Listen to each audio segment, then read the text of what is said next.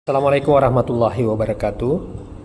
Salam sejahtera untuk kita semua. Perkenalkan saya Dr. Nurmal Idrus SCMM. Saya merupakan salah satu dosen dari Universitas Lama Papua Leonro program studi manajemen. Spesialisasi saya mengajar adalah di dalam bidang ilmu manajemen, ya, sumber daya manusia. Video ini merupakan video pernyataan diri dosen dalam unjuk kerja Tridharma Perguruan Tinggi di bidang pengajaran. Pada prodi manajemen, saya mengampu beberapa mata kuliah, salah satunya mata kuliah perilaku organisasi. Mata kuliah ini mempelajari tentang perilaku organisasi dan kelompok dalam organisasi. Pada kesempatan ini saya akan menjelaskan mengenai deskripsi salah satu mata kuliah yang saya ampu, yaitu mata kuliah perilaku organisasi dengan kode mata kuliah PK 40203 dengan bobot 3 SKS dengan menggunakan DI ALE, Delivery Interaction Assessment berdasarkan pedoman operasional sertifikasi pendidik untuk dosen. Persiapan pelaksanaan pembelajaran pada Universitas Lama Papua Leonro diawali dengan menyiapkan rencana pembelajaran semester atau RPS yang dilakukan bersama dengan kelompok dosen perilaku organisasi. Hal ini bertujuan untuk menyamakan persepsi tentang mata kuliah yang akan diampu. Sebelum lebih lanjut mengenai proses pembelajaran yang saya lakukan, terlebih dahulu saya akan mendeskripsikan mengenai mata kuliah perilaku organisasi. Adapun capaian pembelajaran yang diharapkan setelah mahasiswa mempelajari mata kuliah ini adalah: 1. Mahasiswa mampu menjelaskan perilaku organisasi dan ruang lingkup perilaku organisasi. Mahasiswa mampu menjelaskan efektivitas individu, perilaku individu dan kelompok dalam organisasi. Ketiga, mahasiswa mampu menjelaskan arti pentingnya kelompok dan konflik dalam organisasi. Keempat, mahasiswa mampu menjelaskan teori motivasi dan stres yang terjadi dalam organisasi. Dan kelima, mahasiswa mampu menjelaskan arti pentingnya kepemimpinan, struktur, desain, dan proses komunikasi dalam organisasi. Keenam, mahasiswa mampu menjelaskan perubahan dan pengembangan organisasi. Untuk mencapai tujuan yang diharapkan nantinya, maka mahasiswa diberikan topik-topik yang akan dibahas selama 14 kali pertemuan sebagai berikut. 1. Perilaku organisasi dan ruang lingkup perilaku organisasi. 2. Efektivitas individu, kelompok dalam organisasi. 3. Perilaku individu dan kelompok dalam organisasi. Dan 4. Kelompok dan dinamika. 5. Konflik. 6. Motivasi. 7. Stres. Dan 8. Kepemimpinan, struktur dan desain organisasi. 10. Proses komunikasi dalam organisasi. Dan 11. Perubahan dan pengembangan. Selanjutnya saya akan menjelaskan teknik pengajaran saya dengan menggunakan metode DIA, Delivery Interaction Assessment. Delivery, dari awal saya mengajar tahun 2018 secara umum. Setiap pertemuan saya awali dengan salam pembuka, dan pada pertemuan pertama saya awali dengan perkenalan untuk menjalin keakraban antara saya dengan mahasiswa untuk mempermudah proses interaksi. Menyampaikan visi misi prodi manajemen dan institusi serta implikasinya pada mata kuliah yang saya ampu. Selain itu, saya menyampaikan tujuan pembelajaran, review materi sebelumnya, penyampaian materi pembelajaran, tanya jawab, menyampaikan materi, dan menyampaikan gambaran materi yang akan dipelajari pada pertemuan berikutnya dan menutup pembelajaran. Awalnya saya mengajar hanya menggunakan buku teks dan dengan menggunakan metode ceramah, akan tetapi setelah melihat mahasiswa tidak maksimal menerima materi yang saya sampaikan, sampai setelah 1 semester berjalan dan dievaluasi, ternyata hasilnya kurang memuaskan. Akhirnya saya ikut pelatihan pekerti pada tahun 2020. Pengukuran tes dengan harapan bisa meningkatkan kemampuan saya dalam proses belajar mengajar. Setelah ikut pekerti, saya memperoleh banyak pengetahuan, keterampilan, dan pengalaman yang sangat berarti dalam menunjang tugas dan tanggung jawab. Langkah awal saya mulai dengan membuat RPS, dan saya akan jadikan acuan untuk mengajar sehingga saya dapat mengajar secara terstruktur. Kemudian setelah itu saya menggunakan aplikasi Google Classroom dan WA Group untuk memanfaatkan Google Classroom dan WA Group untuk mengupload bahan ajar atau materi setiap pertemuan sehingga mahasiswa bisa mengakses secara online dan belajar secara mandiri. Kemudian interaction. Nah, untuk interaksi dan dengan mahasiswa saya membuat kesepakatan sesuai kontrak perkuliahan yang ada pada peraturan akademik Universitas Selama Papua-Leonro. Hal yang pertama saya terapkan dalam interaksi dengan mahasiswa, satu adalah kedisiplinan. Contoh nyata kedisiplinan yang saya tunjukkan dalam pelaksanaan pembelajaran yaitu pada jadwal mengajar 5 menit sebelum materi dimulai, saya sudah ada dalam ruangan kelas, dan pada saat pertemuan pertama dan kontrak kuliah, salah satu dari kontrak kuliah yaitu mahasiswa yang terlambat 5 menit tidak diperkenakan mengikuti kuliah pada hari itu. Hasilnya setiap saya yang mengajar tidak ada mahasiswa yang datang terlambat. Akan tetapi kalau saya berhalangan hadir, sehari sebelumnya saya sudah menyampaikan ke bagian akademi untuk disampaikan ke mahasiswa, dan akan saya ganti pada waktu yang sesuai kesepakatan mahasiswa dan dilaporkan ke bagian akademik sesuai dengan peraturan akademik di kampus kami. Dua, keteladanan. Banyak terkait keteladanan yang bisa saya tunjukkan kepada mahasiswa, misalnya selalu mengucapkan salam ketika hendak memasuki kelas, kemudian disiplin waktu, saya selalu datang lebih awal di setiap kegiatan 5 menit sebelum kegiatan belajar mengajar dilakukan. Kemudian asesmen, bagaimana saya menilai mahasiswa pada awal perkuliahan didasarkan pada sub CPMK di RPS Bobot, penilaian berdasarkan pada panduan akademik Universitas Selama Papua, yaitu kehadiran 80% merupakan syarat mutlak untuk mengikuti final test, tugas 25%, mid 25%, kuis 25%, dan UAS 25%. Dengan penerapan blended learning, penilaian tugas pada classroom sangat membantu saya dalam proses asesmen, karena melalui classroom saya dapat memberikan secara langsung pada tugas mahasiswa masuk, sehingga lebih menunjukkan kemampuan mahasiswa dalam kinerja belajar mandiri, bermutu dan terukur. Selain itu mahasiswa dapat termotivasi untuk meningkatkan kualitas tugas selanjutnya, karena reward mereka secara transparan, dan untuk penilaian akhir nilai mahasiswa dapat mereka lihat di SISKAD atau Sistem Informasi Akademik Universitas Selama Papua-Leonro. Selain itu, mengenai materi yang saya bawakan, saya juga selalu menyampaikan kepada mahasiswa, silakan bertanya, saya akan memberikan contoh kasus, saya akan memaparkan ke mahasiswa bagaimana pendapatnya. Kalau mereka tidak setuju, saya persilahkan untuk mengungkapkan alasannya, dan kemudian saya jelaskan lebih rinci terkait sehingga akhirnya mereka mengerti. Selanjutnya saya akan menyampaikan video mengajar saya pada saat mengajar mata kuliah perilaku organisasi. Assalamualaikum warahmatullahi wabarakatuh. Waalaikumsalam warahmatullahi wabarakatuh. Jadi adik-adik sekalian, hari ini kita akan belajar terkait dengan komunikasi dalam organisasi. Jadi ini adalah bagian materi dari perilaku organisasi.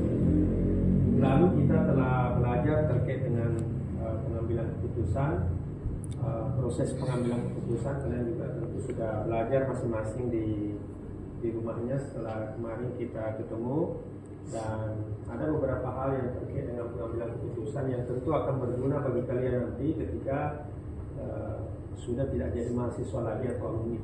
Dalam proses-proses kepemimpinan, proses-proses berinteraksi dalam organisasi, pengambilan keputusan itu menjadi suatu hal yang sangat urgent, oleh karena disitulah kemudian menjadi ada nilai-nilai kepemimpinan. Bagaimana ketika kalian mendapat masalah, kemudian kalian memutuskan sesuatu secara baik, ya, mengambil keputusan. Nah, pada hari ini kita akan bicara terkait dengan komunikasi dalam organisasi. Jadi, kenapa kemudian komunikasi dalam organisasi ini penting? Oleh karena ya tentu kalau kalian tidak bisa berkomunikasi dengan baik, tentu tidak bisa juga. Kalau misalnya kalian nanti ini jadi manajer, tentu kan harus berkomunikasi dengan bawahannya. Ya, karena anak-anak manajemen itu kan harus, ya kemungkinan dia harus jadi manajer, menjadi pemimpin perusahaan. Ya, dia akan menjadi, ya, kalau dia masuk instansi pemerintah, misalnya dia di badan kepegawaian. Kalau dia di perusahaan-perusahaan besar, maka dia di Human Resource Development, bagian kepegawaiannya. Ya. Jadi memang komunikasinya menjadi penting bagi kalian. Ya. Jadi komunikasi itu adalah ini proses di mana seseorang berusaha untuk memberikan pengertian atau pesan kepada orang lain. Jadi proses itu memberikan pengertian kepada orang untuk menyampaikan sesuatu hal. Jadi namanya komunikasi, harus ngomong ya. Nah, makanya kan setengah mati kalau orang bisu kan. Nah, kalau kalian ini masih semua manajemen, terus komunikasi, harus bicara. Nah, bagaimana caranya nanti kalau misalnya kalian manajer, kan harus pimpin rapat. Nah, kalian harus merencanakan, mengorganisir, melaksanakan, mengevaluasi, semua itu harus bicara. Kalau kalian tidak bisa bicara, gimana caranya? Kan? Maka itulah kemudian dalam ilmu komunikasi ini, dalam perilaku organisasi ini, komunikasi menjadi sangat penting. Ya, ini pasti harus penting itu. Nah, ini adalah pengertian komunikasinya. Ya, definisi-definisinya menurut para pemikir ilmu manajemen. Nah, ini White dan Margaret 2009. Jadi kalau kalian dapat begini kan berarti pengarangnya ini. Nah, ini 2009 berarti buku itu diterbitkan 2009 atau ditulis 2009. Kan biasanya kayak begitu kan. Kalau kalian dapat. Nah, di skripsi kalian kan misalnya biasa begitu kan.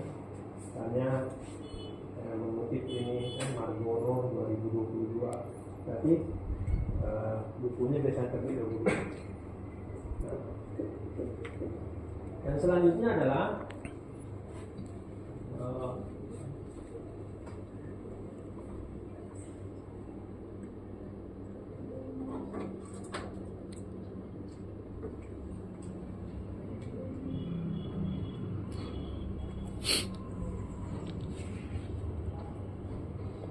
proses komunikasi. Nah, komunikasi itu seperti ini. Jadi mungkin kalian sudah paham lah bagaimana cara berkomunikasi. Tapi kan teorinya seperti ini.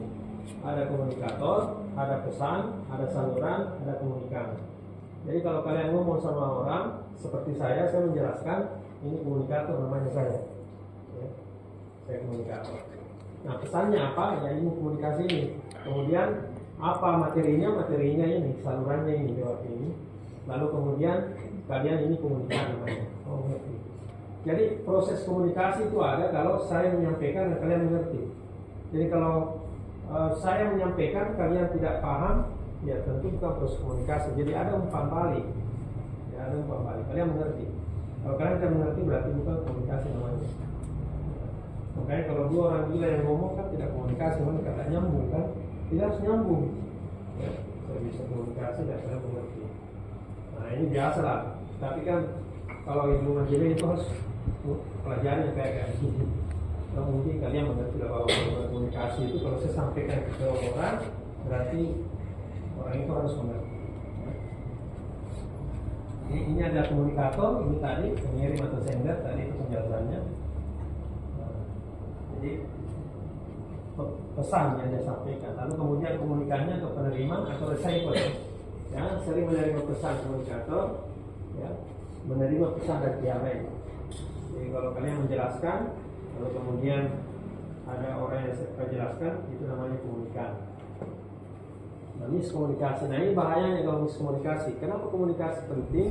Karena supaya tidak salah pengertian. Ya, fitnah biasa muncul karena miskomunikasi. Ada orang bilang bahwa ya dibicarain orang kan biasanya begitu kan, gosip. Nah, termasuk miskomunikasi. Gosip termasuk miskomunikasi. Ya. Kadang-kadang orang bercerita seperti itu, kemudian orang menyatakan bahwa benar-benar begitu, itu karena miskomunikasi. Jadi ini misalnya ya contohnya lah ya, yang lucu-lucu ini kan tidak, komunikasinya tidak bagus ya.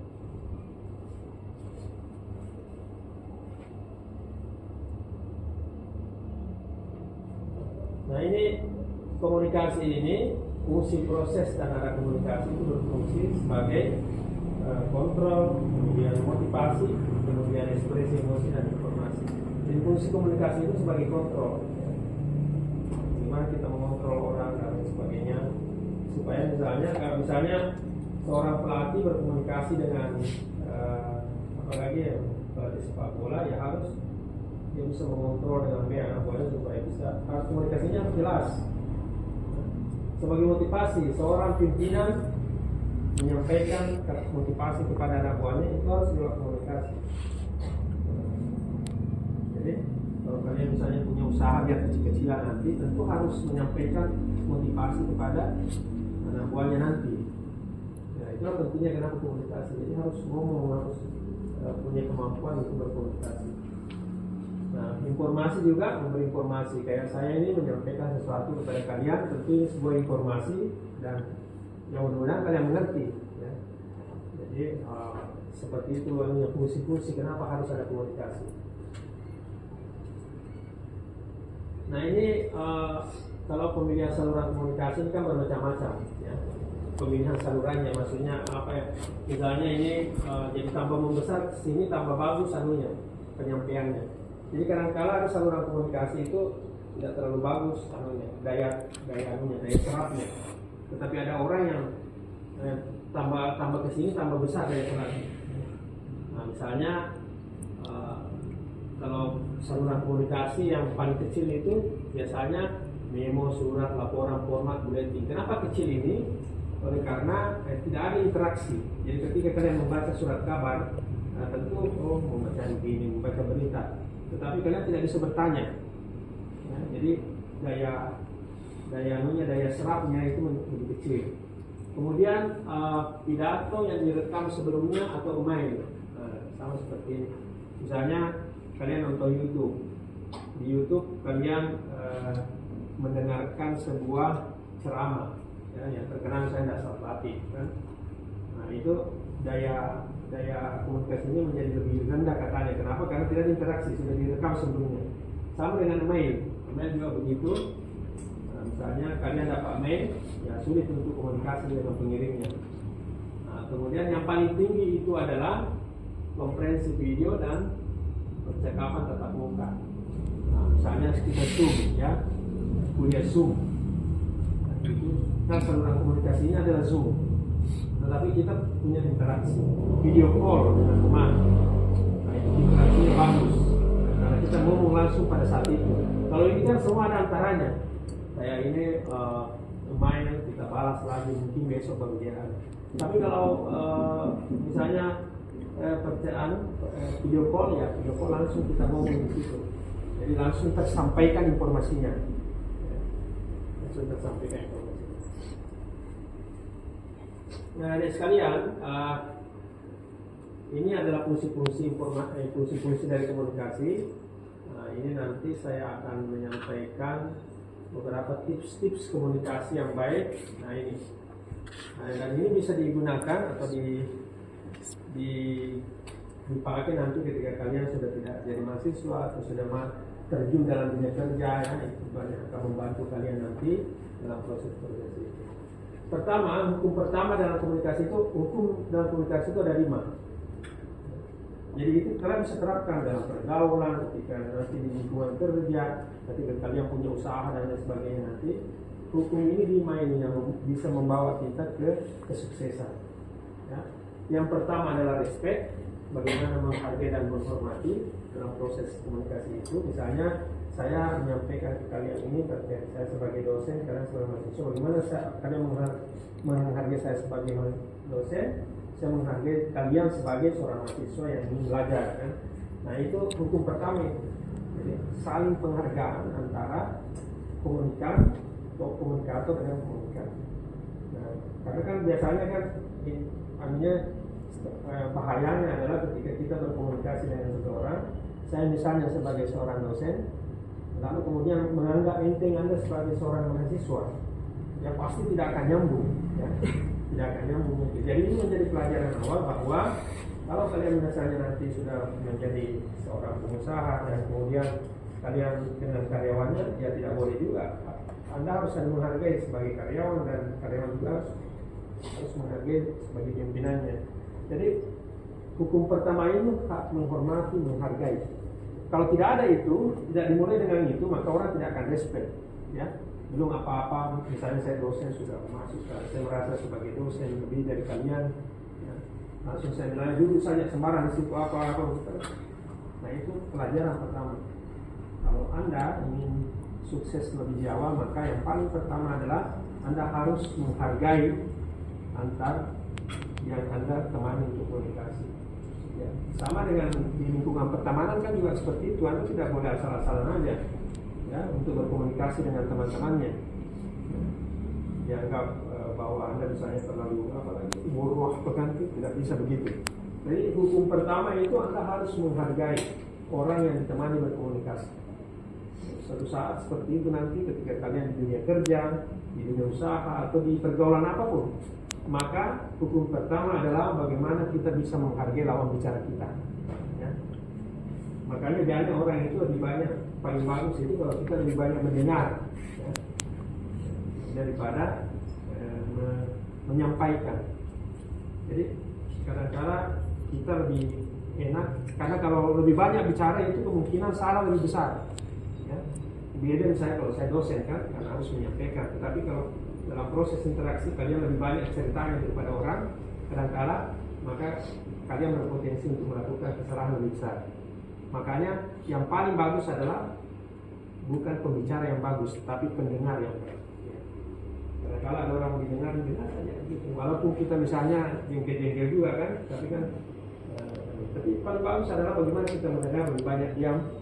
Dan jadi diam itu, ada ungkapan diam itu lebih bermakna daripada 1000 kata-kata. Kadang-kala begitu.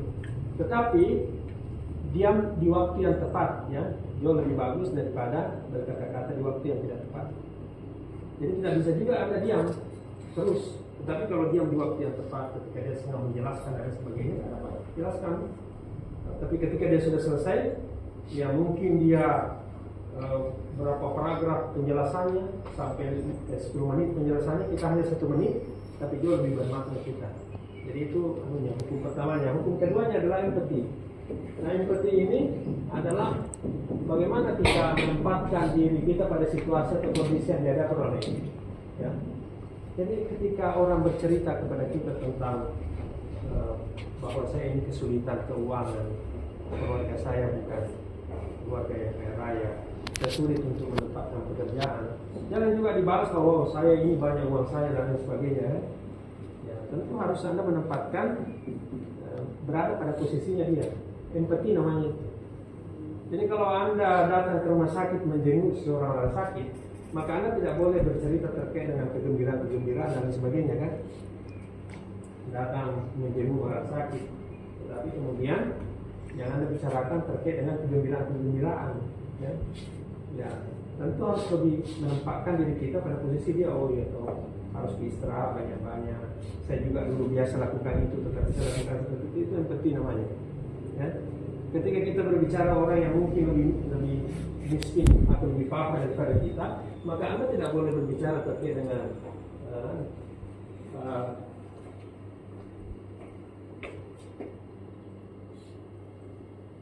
Anda tidak boleh berbicara terkait dengan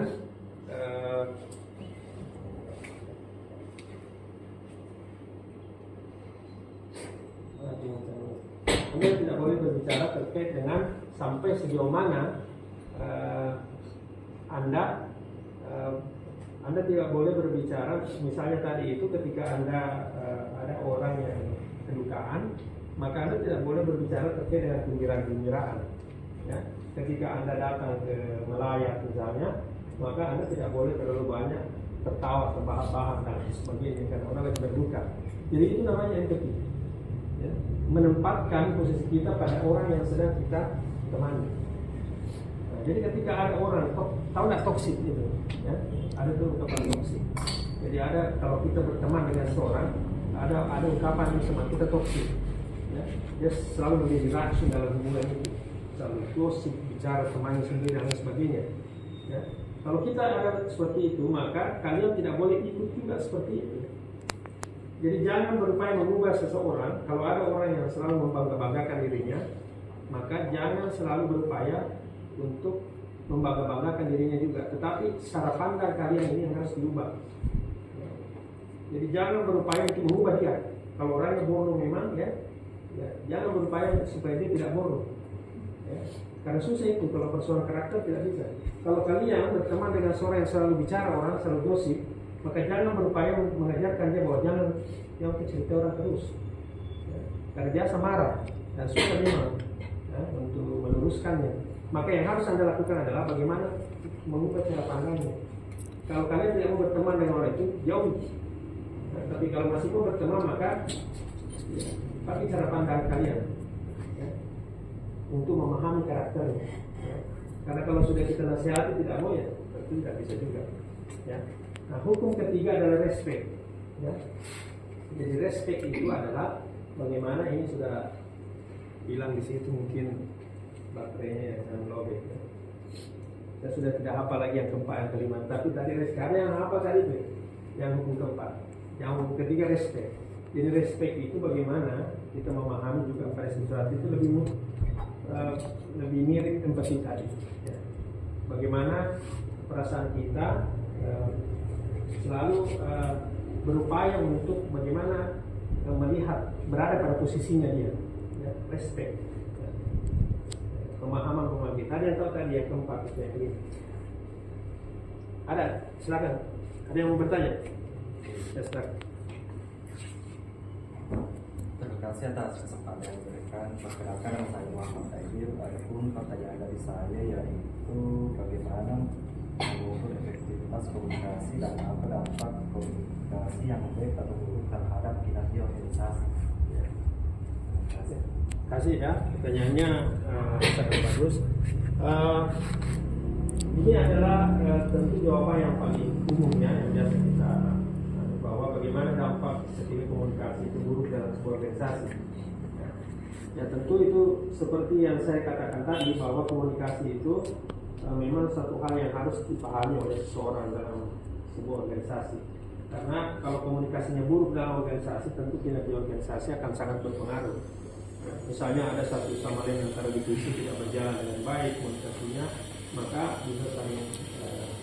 bisa saling berharap ya. Misalnya dari satu, jadi saya langsung ke contoh kasusnya ya. Misalnya Anda bekerja dalam sebuah perusahaan penjualan mobil di PT Hadijala Shopping misalnya. Di situ kan ada divisi keuangan, ada divisi marketing ya. Nah, proses komunikasi antara dua divisi ini tentu harus berjalan dengan baik ya. Marketing misalnya harus terus mengkomunikasikan bahwa kita agak kesulitan dalam melakukan penjualan mobil bulan ini. Ya tentu itu bagian keuangan juga harus terus berupaya keras untuk beradaptasi dengan itu. Ya karena tentu kalau penjualan mobil turun, ya tentu bagian keuangan juga terpengaruh. Maka dalam proses-proses komunikasi itu menjadi suatu hal yang penting untuk menjembatani kebuntuan dalam organisasi. Jadi itu yang paling mendasar untuk proses komunikasi. Jadi mungkin ada sekarang itu saja yang bisa saya sampaikan pada pertemuan kita hari ini. Nanti minggu depan dalam pertemuan berikutnya kita akan bicara terkait dengan motivasi kerja. Jadi ini juga menjadi penting karena tentu memang agak berat menjalankan sebuah organisasi jika kemudian motivasi tidak tergambar dengan baik dalam sebuah. Jadi kita akan belajar pekan depan terkait dengan motivasi kerja. Ya, bagaimana seorang pemimpin bisa terus memberikan motivasi dan dorongan kepada bawahannya untuk bekerja. Begitu juga antar staf misalnya bagaimana saling memberi motivasi dan memberi semangat kepada para karyawan. Terima kasih atas kehadiran adik-adik sekalian di sini. Ya, mudah-mudahan kita bisa ketemu lagi minggu depan. Wabillahi taufiq wal hidayah. Assalamualaikum warahmatullahi wabarakatuh. Waalaikumsalam warahmatullahi wabarakatuh.